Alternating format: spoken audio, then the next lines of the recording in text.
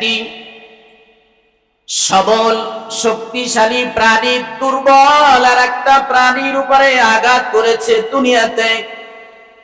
হাসরের দিনে দুনিয়ার ওই দুর্বল প্রাণীটাকে আল্লাহ তাআলা সবল করে দিবেন।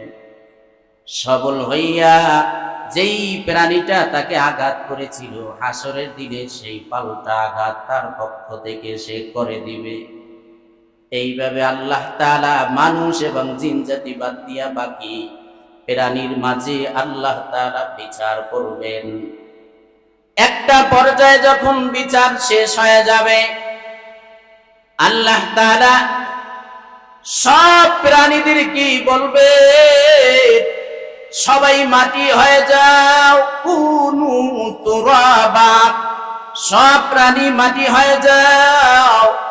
তো সব প্রাণীরা মাটি হয়ে যাবে।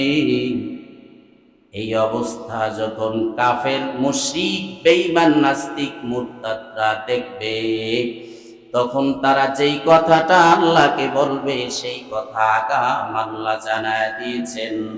আল্লাহ বলেন, ওয়ায়াকুলুল কাফিরু ইয়া লাইতানি কুনতু তুরাবা।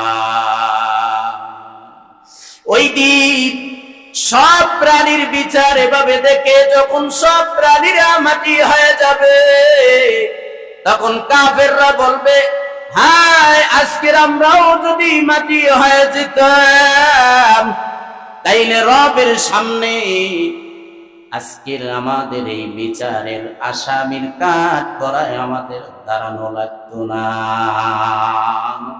ইয়া লাইতানি কুনতু তুরাবা। হায়, কাফেররা বলবে, হায় আমি যদি মাটি হয়ে যেতাম। মুশরিকরা বলবে, হায় আমি যদি মাটি হয়ে যেতাম, আমার বিচার এখন করা লাগবে না, আল্লাহর সামনে আমার হিসাব দেওয়া লাগবে না, আমার জাহান্নামে যাওয়াও লাগতো না।